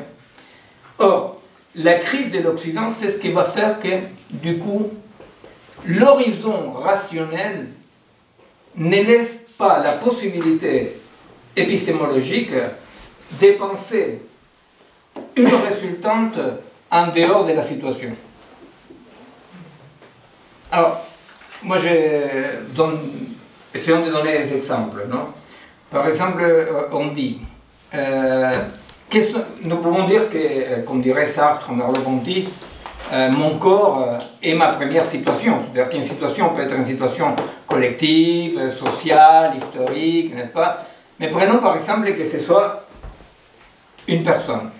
Non? Alors, l'universel occidental, qu'est-ce qu'il va dire? L'universel occidental va dire, nous appartenons toujours à un commun qui est prédonné. Hein? Alors ainsi, toi tu es femme, toi tu es homme, toi tu es noir, toi tu es juif, toi tu es arabe. Alors, ces communs prédonnés et les communs qui envoient à la donne, à des éléments qui nous constituent. Mais qu'est-ce qui se passe avec cette donne? Comment nous pouvons aujourd'hui comprendre cette donne? Eh bien, il y a deux façons très différentes de comprendre cette donne. Mettons par exemple, on dit juif ou argentin. Moi, je suis juif argentin. Alors, on dit, pour moi, être argentin est un élément de ma donne très important. Très important. C'est un élément de la donne. Ok. Est-ce que cet élément de la donne renvoie à une dimension commune?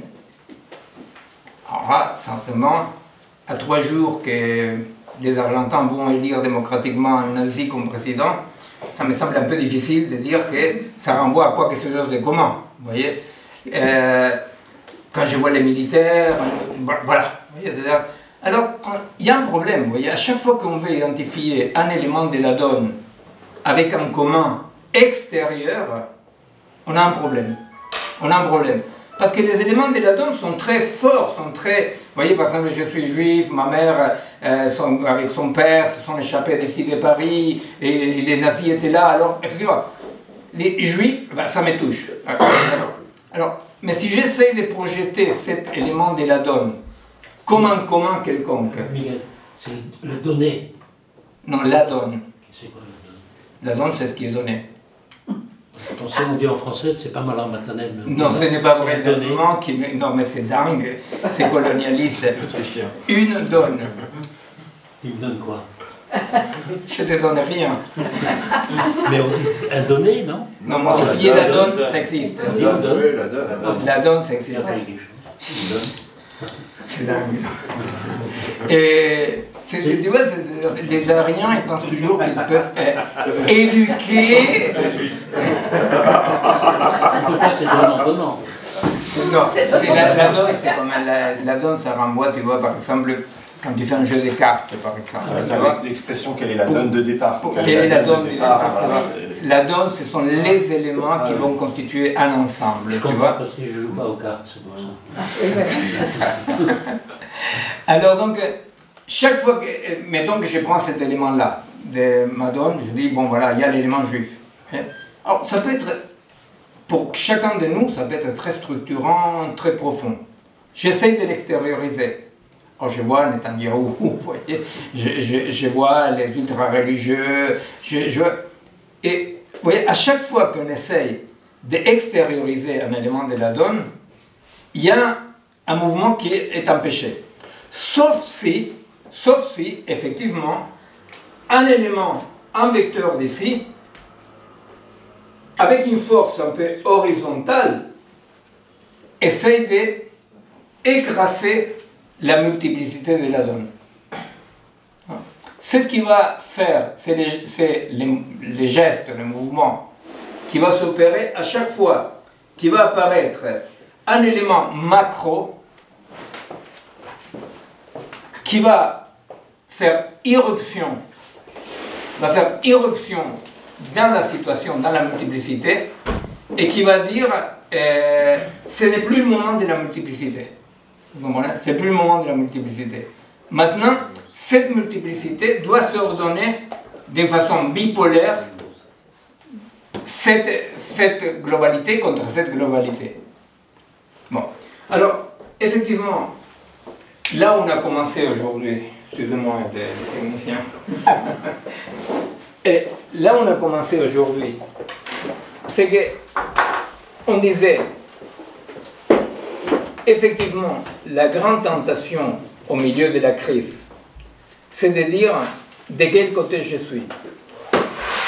Alors, quand je suis du bon côté, ipso facto, c'est pas ce que tu disais par rapport à ces filles algériennes, ces femmes algériennes, de dire, si je suis du bon côté, je pense que les éléments qui constituent la multiplicité conflictuelle et contradictoire d'une situation peuvent se ordonner avec un élément unique, je suis du bon côté. Si je suis du bon côté, la fin justifie les moyens, vous comprenez? Parce qu'il y a un bon côté et un mauvais côté. Alors du coup, bon voilà, on ne fait pas d'omelette sans casser les œufs, etc. Eh bien, quand je disais, quelle est l'autre possibilité? Quelle est la possibilité que ce soit dans les documents des Zapatistes, des Alliances Inter, bon, tous les amis avec lesquels on travaille, et que c'est des années et des années que se développe cet autre élément d'un paradigme. C'est quand nous nous rendons compte, mais là, alors là, effectivement, tous les réalistes de la réelle politique, voilà, ils vont dire quelle naïveté stupide, bon, voilà, maintenant, on préfère être stupide qu'être du côté des bourreaux.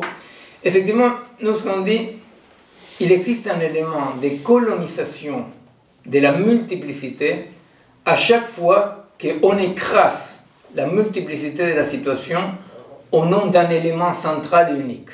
Vous comprenez? Par exemple, ça on l'a connu dans l'époque révolutionnaire, quand on disait, bien entendu qu'il y a des contradictions des genres, femmes, hommes, minorités sexuelles. Bien entendu qu'il existe des contradictions entre cultures, absolument. Mais toutes ces contradictions-là sont secondaires parce qu'il y a une contradiction principale et nous devons plier tous les éléments réels à la contradiction principale. Vous voyez? Qui était par exemple la France ou l'Algérie. Alors qu'est-ce qui va faire l'FLN? L'FLN va dire, eh bien ici, il s'agit de les colons ou les colonisés. Mais parmi les colonisés, il s'avère qu'il y avait des colonisés très différents. Vous voyez, il y avait des mouvements kabyles, il y avait la LN, il y avait les Pieds Rouges, il y avait... Eh bien, peut-être que c'était les premières victimes avant les premiers Français morts, n'est-ce pas? C'était tous ceux qui envoyaient la multiplicité, n'est-ce pas? Et alors, effectivement, on écrase la multiplicité contradictoire de la situation au nom de la contradiction principale dans laquelle on est dans la bonne bipolarité. De l'autre côté, il n'y a que de la merde, de ce côté d'ici, c'est des biens. Eh bien, nous disons, d'une façon stupide et naïve, que ça, c'est que, au moment de la crise du monde colonial bipolaire, n'est plus rationnel. Vous voyez? C'est-à-dire que ce qu'aujourd'hui, nous ne pouvons plus avancer d'une façon rationnelle, c'est de revenir à l'écrasement de ce qui existe concrètement, c'est ça le monde de l'Startien, de ce qui existe concrètement, multiple, contradictoire, conflictuel. Ce que nous disons, c'est que, effectivement, il y a toujours eu des critiques en disant, mais attends, par exemple, la confraternisation non, entre tranchées dans la Première Guerre mondiale. Quand tout à coup, les gars se rendaient compte que les Boches qui étaient en face, c'était un travailleur comme lui. N'est-ce pas? Et alors ils disaient, mais merde, c'est un travailleur, il appartient même à la même internationale que moi. Et vous savez, la réaction des grands maréchaux de la France, c'était effectivement faire très attention à ça, parce qu'il ne fallait surtout pas qu'un ouvrier communiste allemand se rende compte qu'en face, il y avait un ouvrier communiste français. Il ne fallait pas. C'était le massacre des fusillés, etc. Eh bien, nous pouvons dire que jusqu'à un certain moment, ce type de logique correspondait à une certaine rationalité du monde occidental bipolaire qui toujours agit au nom d'une abstraction par rapport à la réalité. Jusqu'à un certain moment, cette logique correspondait à une réalité. Notre hypothèse lourde, c'est qu'aujourd'hui, toutes les visions bipolaires ont perdu le socle rationnel. Alors, il n'y a aucun problème, hein, c'est la brutalité, la force, ça fait partie de la réalité. Mais simplement, nous pensons qu'il y a là quelque chose, et qui est important quand même de voir, et que ce n'est pas nous ici, quatre chats, qui pensons ça, c'est tout, une grande majorité des mouvements décoloniaux, que la position est de dire, eh bien, un pas décolonisateur est celui qui exige qu'on n'accepte pas qu'au nom d'une réalité macro qui n'existe nulle part, on écrase la multiplicité micro que c'est la seule chose qui existe. Vous comprenez? Alors d'une façon encore plus stupide, vous savez que les kibbutz qui ont été massacrés étaient composés en bonne partie des Argentins gauchistes qui avaient été vivre là-bas, gauchistes, pacifistes, qui avaient des rapports d'amitié très étroits avec les Palestiniens de l'autre côté. Vous voyez? Bon. Eh bien, nous pensons quand même, d'une façon absolument stupide, qu'aujourd'hui dire qui est le vrai barbare, c'est ça la barbarie. N'est-ce pas? Parce que la vérité, c'est que la seule réalité où il y a la vie, la seule réalité dans laquelle on est des côtés de los de abajo, est de défendre cette vérité qu'aucun vecteur est la vérité de tous les vecteurs. Vous comprenez? On dit de notre façon. Ce n'est pas vrai que d'abord il fallait faire la révolution socialiste et après on allait s'occuper des minorités sexuelles, et après des femmes, et après des cultures différentes. Vous comprenez? Ça, c'était un élément de ce que Couche appelle les modes coloniales d'émancipation. C'est comme ça qu'il appelle Couche. Les modes coloniales d'émancipation. C'est-à-dire que l'Occident colonial a développé son propre mode d'émancipation qui correspondait au paradigme occidental de penser et d'agir. Vous comprenez? Qui était la bipolarisation. L'armée... Non, mais tu m'empêches, je ne veux pas trop dire. Non, ce qui m'intrigue, c'est la France occupée, c'est-à-dire, est-ce qu'elle a... Si, voilà, on y va à la France occupée, on va à la France occupée aussi, absolument. Non, parce qu'il y a une différence entre les Allemands et les Français, c'est pour ça que je ne suis pas allemand, mais j'adore la France. Quand il y avait les Pershing, on a installé les Pershing, vous vous rappelez, il y a une trentaine d'années. Et là, les pacifistes écolos allemands avaient un drapeau, ils disaient « Libero Tolstoy », plutôt rouge que mort. Et je me suis dit, si les Français avaient dit plutôt brun que mort, j'aimerais moins la France. Si, d'accord. Alors, donc, qu'est-ce qu'on est en train de dire, en avançant dans ce sens-là? Nous, on est en train de dire que les tours de passe-passe terribles coloniales est quand, au nom d'un élément important de la situation, on discipline l'ensemble de la situation. Alors qu'est-ce que ça veut dire? Ça veut dire qu'il n'y a pas la guerre, ça veut dire qu'il n'y a pas une catastrophe naturelle, ça veut dire qu'il n'y a pas une invasion. Non.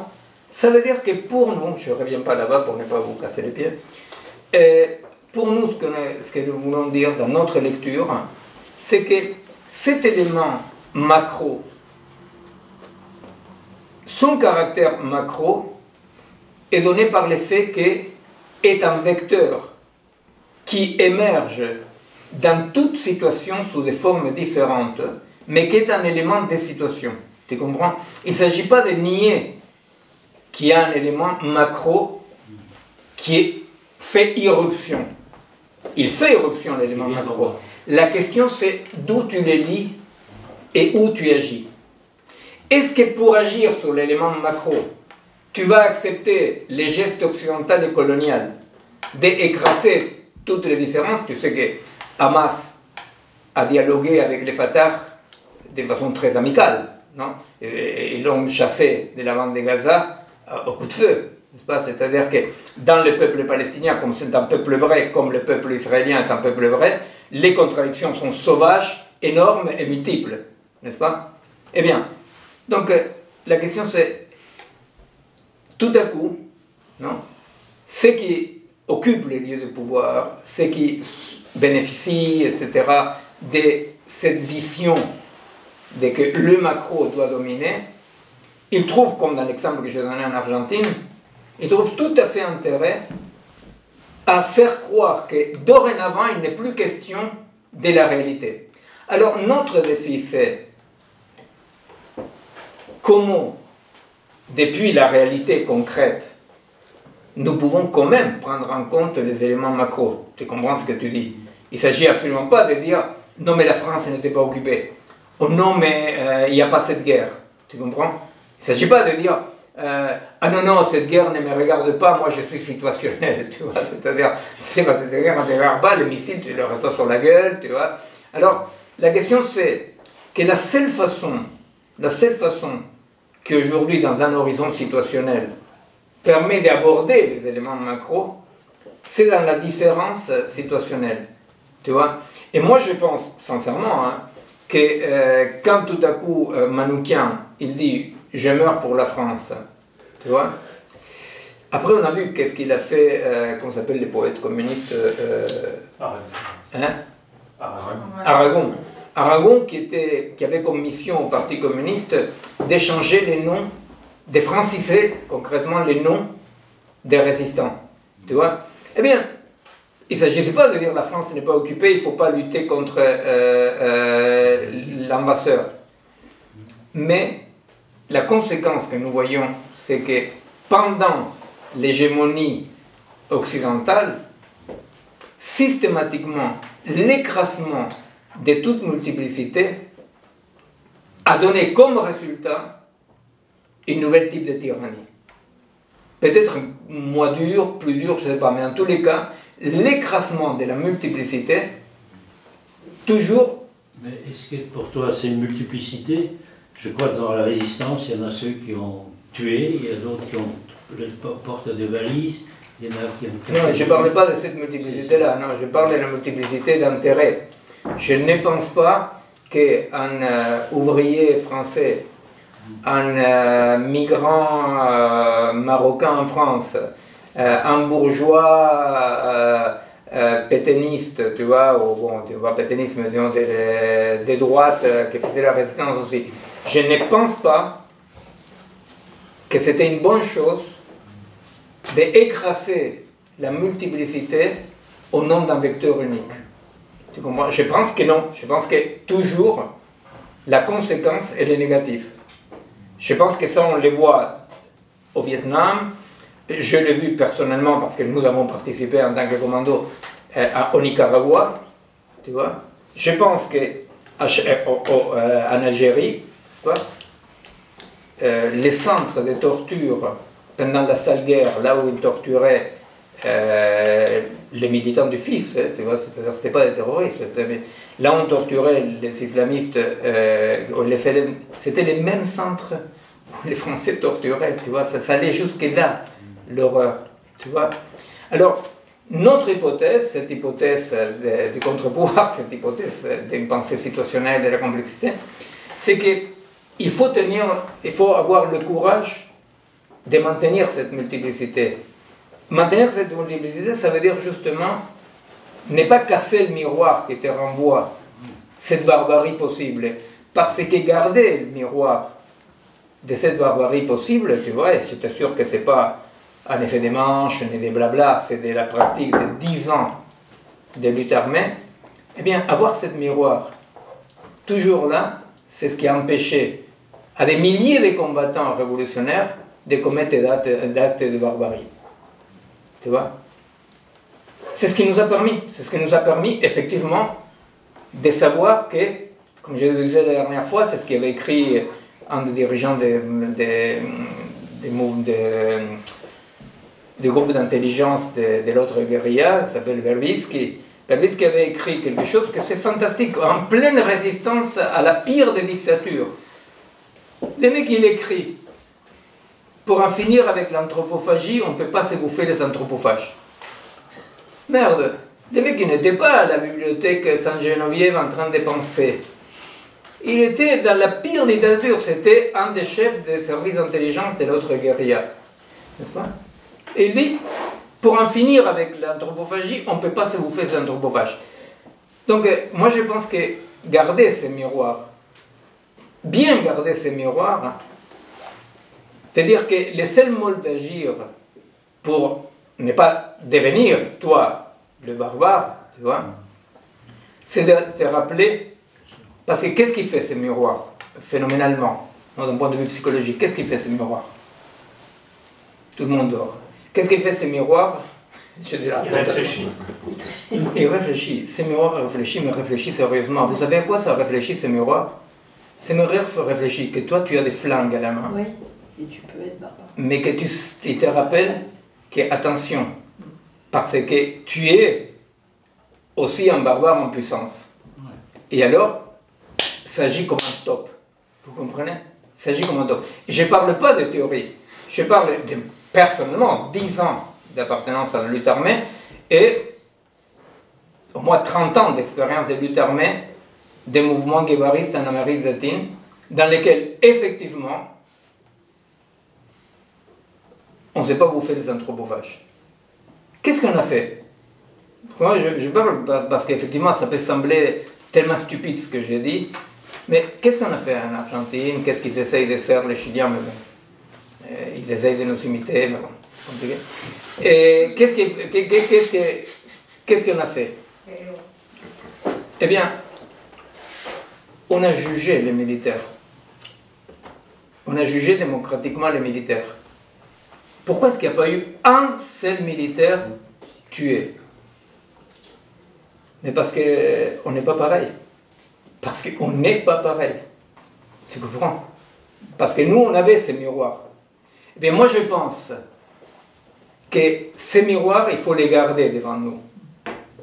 Mais même il faut les garder quand on est des blancs-becs à Paris qui donnent des opinions et qui n'arrêtent pas d'écrire dans les infinis réseaux d'opinions dans l'air. Il faut les garder, ces miroirs. Parce que quand on casse les miroirs, c'est parce qu'on s'est prêt à jouir de la barbarie. Alors, effectivement, bon, il y avait au moins plusieurs autres petits papiers là, mais je...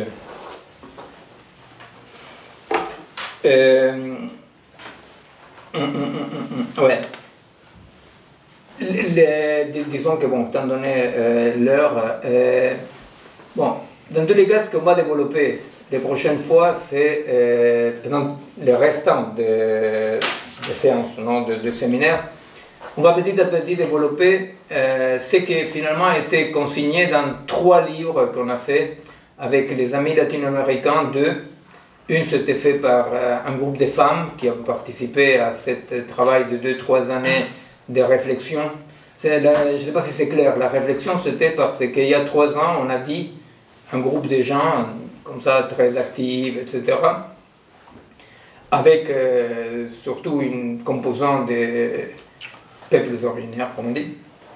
Eh bien, on a dit, mais comment on peut penser aujourd'hui dans ces chaos-là, l'agir, n'est-ce pas? Comment on peut penser l'agir? C'est quoi? Qu'est-ce qui reste, n'est-ce pas? Comment on peut agir? Qu'est-ce qu'on peut penser qu'on peut faire au milieu de ces chaos, au milieu de cette défaite répétée? Et alors, c'était ces 3 années. Alors, par rapport à ça, il y a eu 2 livres, donc une fait surtout par un groupe des copines femmes, un autre qu'on a fait avec une de ces copines et quelqu'un qui est un protagoniste très important de toutes les luttes décoloniales qui s'appelle Raoul Siveci, qui est un copain du collectif Malgré tout là-bas, et Ariel Penissi, qui est quelqu'un du collectif Malgré tout il y a très longtemps, quand on a fait les premières occupations des terres. Les premières occupations des terres, on l'a fait à l'injonction, presque en superposition des dernières actions militaires. C'est-à-dire quand on a dit qu'il fallait arrêter les actions militaires et qu'il fallait passer à un travail plus horizontal. Et un autre livre qu'on est en train de faire avec Bastien, que celui-là il va sortir en France, dans lequel, bon, effectivement, à partir de ce que je commence à développer ici, et ce qu'on a développé depuis le début de l'année, voilà, il s'agit là un tout petit peu de dire bon, comment on a pu consigner, comment on a pu comprendre ce qu'est un agir dans ce que pour nous est l'époque de la complexité. Alors, les prochaines séances, on va suivre ça. Il y a une possibilité, mais je regarde qu'Annick n'est pas là parce qu'il y a une amie, une philosophe, Annie Stevenson, qui a beaucoup travaillé dans les mouvements municipalistes, assembléistes. Alors on avait demandé d'intervenir. Je ne sais pas s'il va intervenir la fois prochaine. Mais bon, alors, étant donné l'heure, plutôt que de développer les 3 derniers papiers, est-ce que, je sais pas, je sais pas, des points de vue, des questions, des éloges.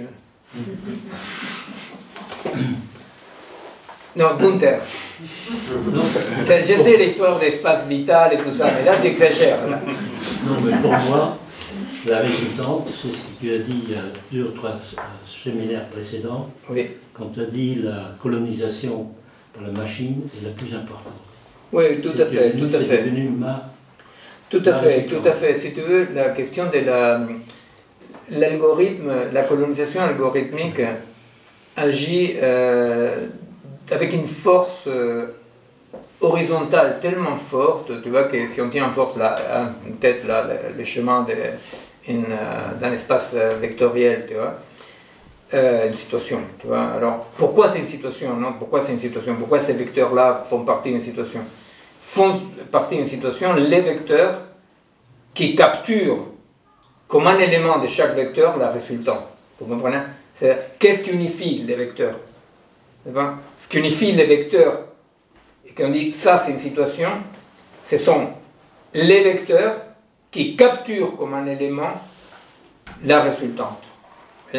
C'est aussi ce qu'on dit par rapport à pourquoi est-ce à quoi on nomme une époque d'un point de vue philosophique. D'un point de vue philosophique, d'un autre point de vue, spinoziste, phénoménologue, etc.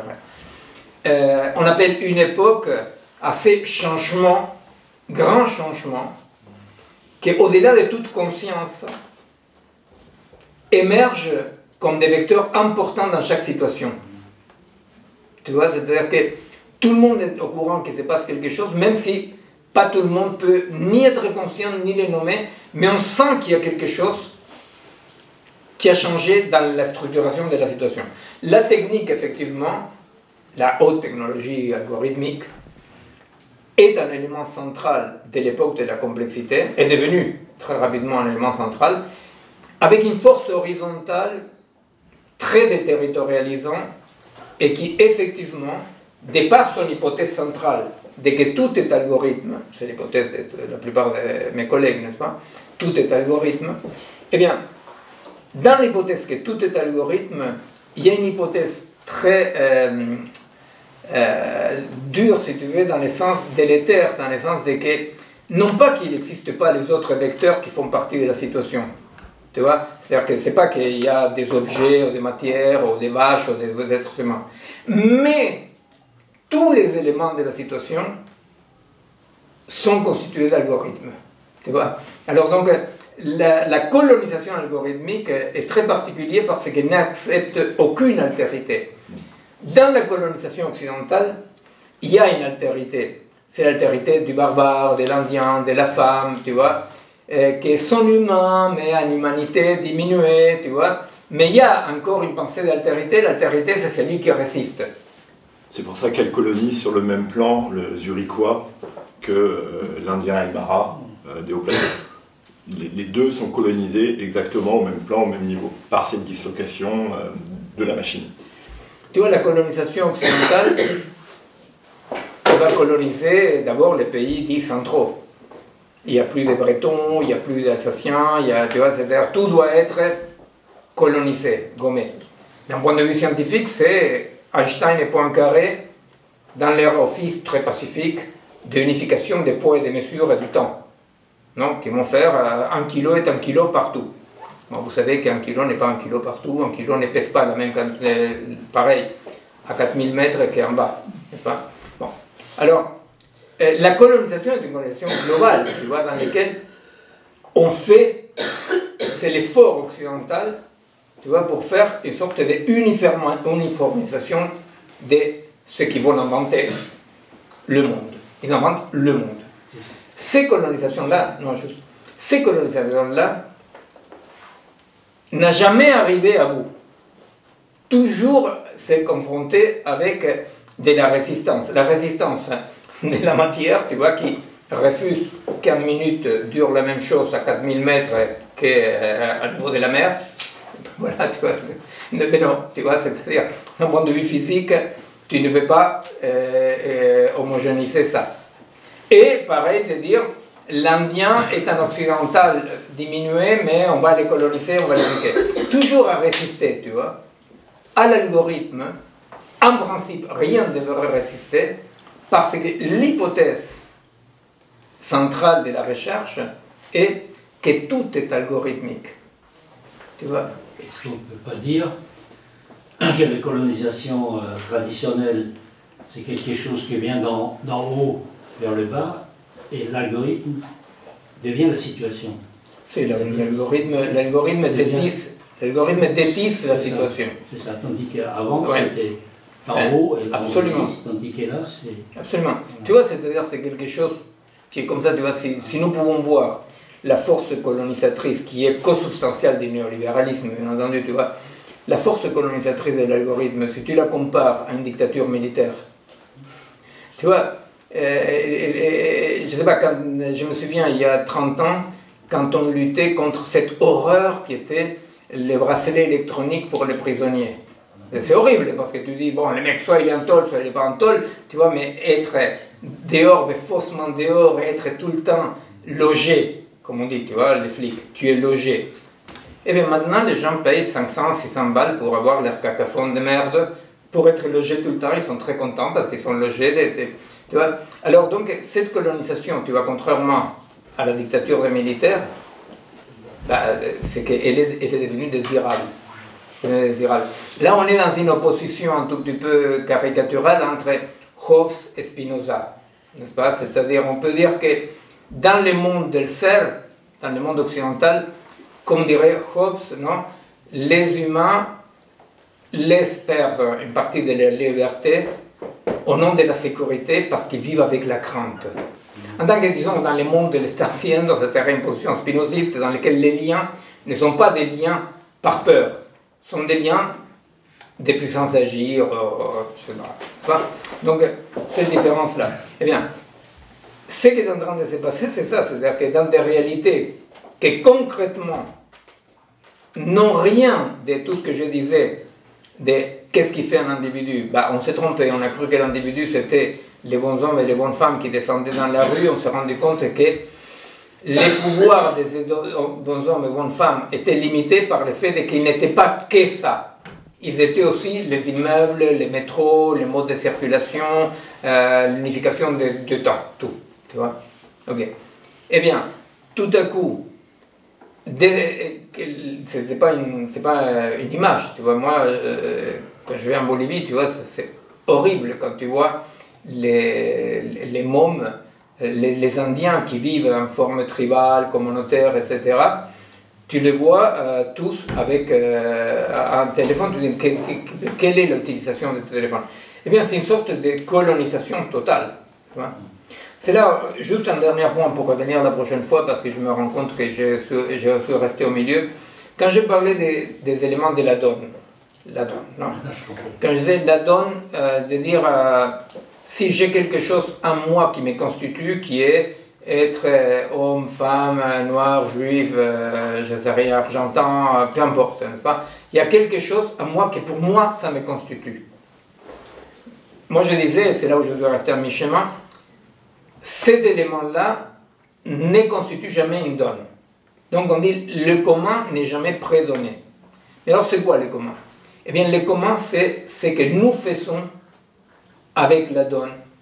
Tu comprends? C'est-à-dire que le commun n'est jamais donné. Le commun, c'est toujours le produit d'un agir. Tu vois? C'est-à-dire que le commun n'est pas quelque chose de métaphysique. C'est là où on comprend qu'effectivement, quand Netanyahou d'un côté et Hamas de l'autre disent « Non, mais nous avons quelque chose en commun », la résistance passe par dire « Non, les Palestiniens de la frange de Gaza et les Israéliens d'Israël n'ont pas quelque chose en commun prédonné. Ce qu'ils ont, c'est une multiplicité de donnes, non, qu'il ne faut pas écraser au nom de cette résultante colonisante. Tu comprends? Alors, c'est utopique, c'est con, d'accord, mais bon, c'est objectif et matériel. Je me souviens une fois que je parlais avec un groupe ce qui était à l'époque le Front de libération homosexuelle israélien. Et il disait que pour les Palestiniens, être homosexuel c'était très dangereux.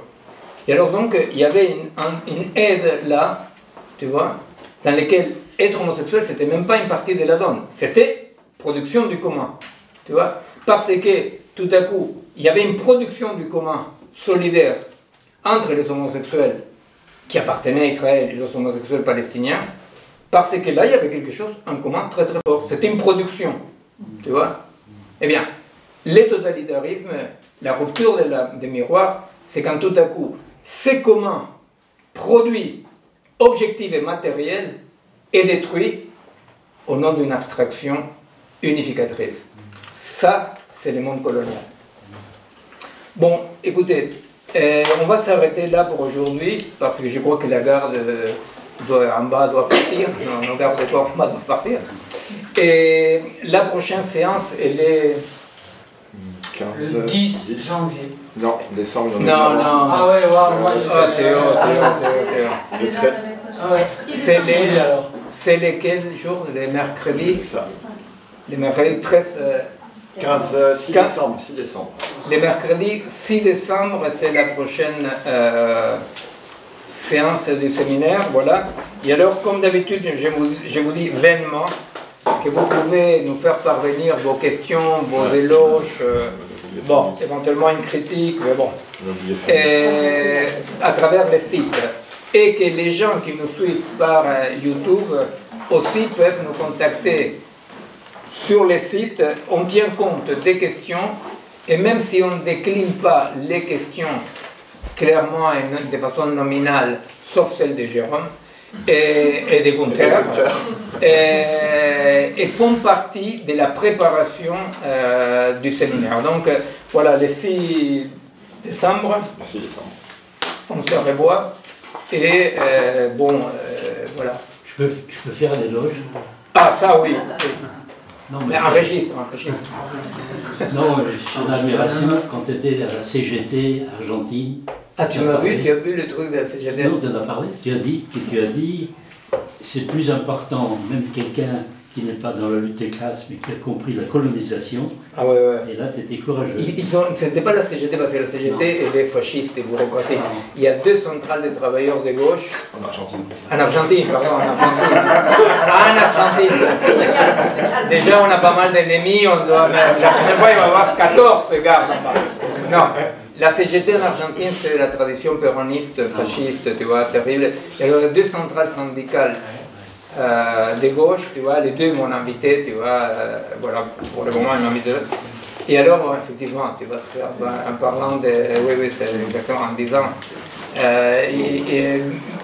à tout prendre, il vaut mieux un honnête chercheur qui comprend la colonisation algorithmique qui est apolitique qu'un militant qui continue à penser dans les termes colonial de l'émancipation, tu vois, et qui écrase les réalités, tu vois. Parce que c'était une sorte d'éloge à la multiplicité comme résistance, tu vois. Un éloge, tu vois, par exemple, là, dimanche, il y a les élections. C'est possible que ce soit un fasciste, négationniste, une horreur qui sera élu. Alors on m'appelait, tu vois, pour parler des choses qui m'intéressent, tu vois, à la radio, à la télé. Mais qu'est-ce que vous pensez? Alors ils disent que les fachos et barjots. Je dis, je m'en fous, parce que mais vous, d'un point de vue psychiatrique, vous pensez qu'il est barjot? Je dis, écoutez, moi je m'en fous. Moi, ce que je pense, c'est que c'est pas en cassant les thermomètres qu'on élimine la fièvre. Et moi, ce qui m'inquiète, c'est qu'une bonne partie du peuple argentin est à tel point malade de haine, tu vois, que dimanche, on aura un nazi qui n'est pas autre chose que les thermomètres qui montrent ce qui se passe.